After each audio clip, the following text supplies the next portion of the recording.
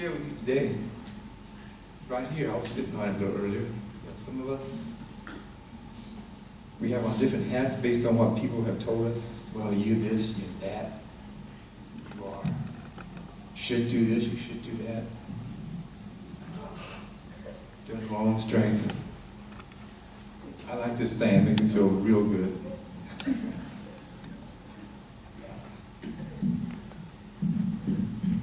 I've been trying to work out lately, so proof is in the pudding.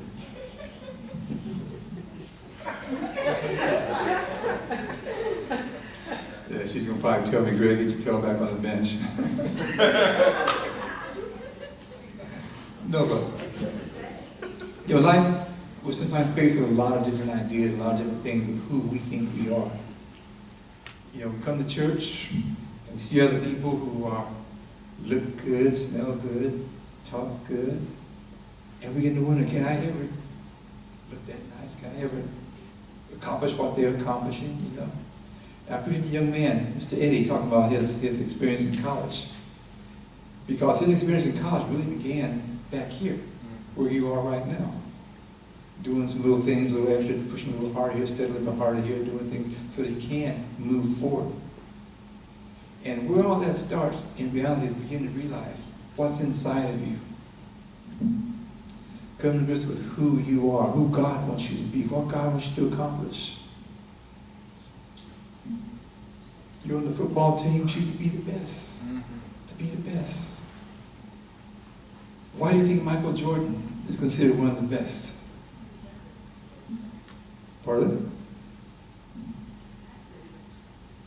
I couldn't hear you. He didn't say anything. Well, Michael Jordan, when he was in high school, he didn't make the varsity team the first time around. He did not make the varsity team. Michael Jordan. But one thing that did for him is it put a burning desire in him to work a little bit harder. Because sometimes when you fail that test, that first time, you realize that, yes, I can do all things through Christ, who strengthens me. And then you begin to realize, well, maybe if I stay up a little bit longer, and when I start to fall asleep, say, Lord, give me a little more strength. Lord, I'm turning to you. Father, you said that I can ask, and it'll be given me. And then watch what happens, how soon you become a little more alert. Your eyes stay open just a little bit more. You begin to absorb some of that information even though it's late. But Michael Jordan, he decided, I'm going to work a little bit harder. And in the NBA, he was usually the first person to practice. Him and Scottie Pippen started a little club where they were there a couple hours before the team practice started. They would do their own routine before the team practice. Then after the team practice, when they're dead tired, they would stay and practice again some more. I can't remember what they call it. When you're at 100%, they call it 100% fatigue. They would go through the routine again at 100% fatigue, totally exhausted.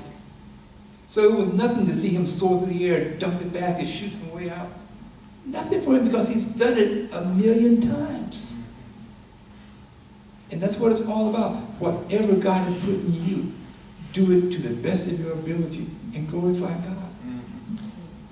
I have here a case. Many times this can represent our lives. A lot of people think that there's nothing to us.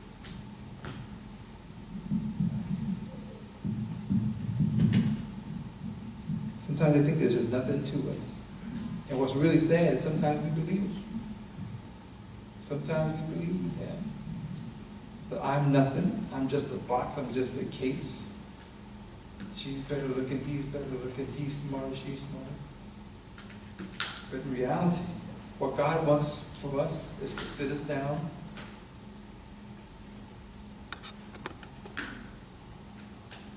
unlatch some of the lies that we believe in. Take them off. What's the song about? Take off the shackles. Open up and look inside, and what I see here. Beautiful instrument. That's how God sees us. That's how God sees each and every one of us.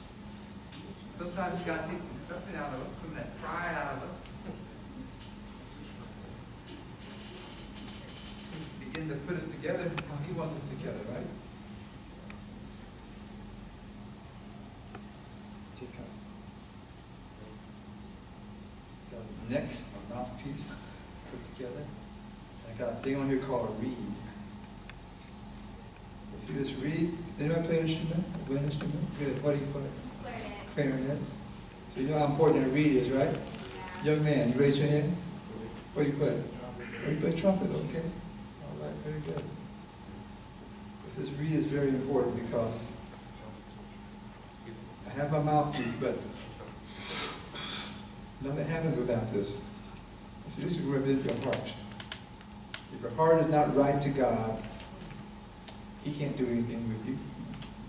He can't do anything for you if your heart is not right.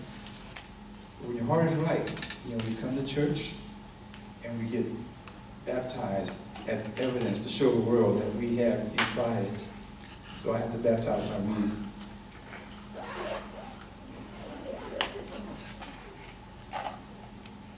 I didn't dip it. I didn't sprinkle on it. I put the whole thing under.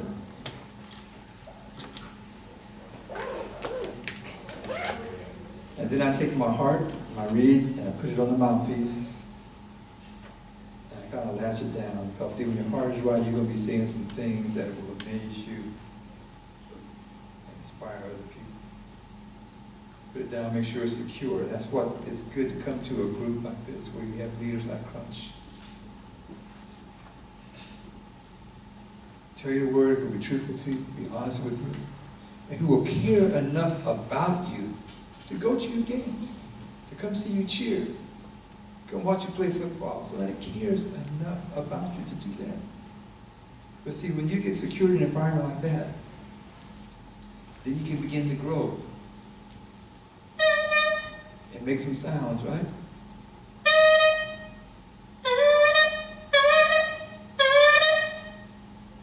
But you can go all day playing that.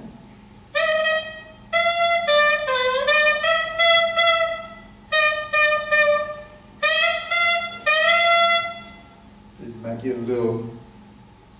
put a little spice on it.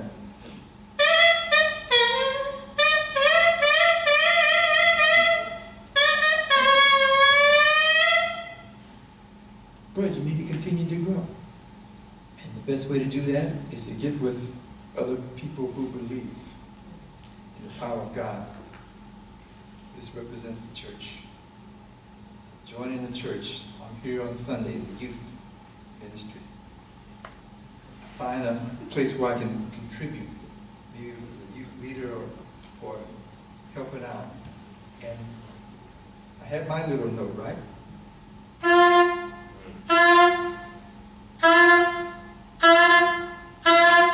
You begin to work with other people, you begin to share a little bit.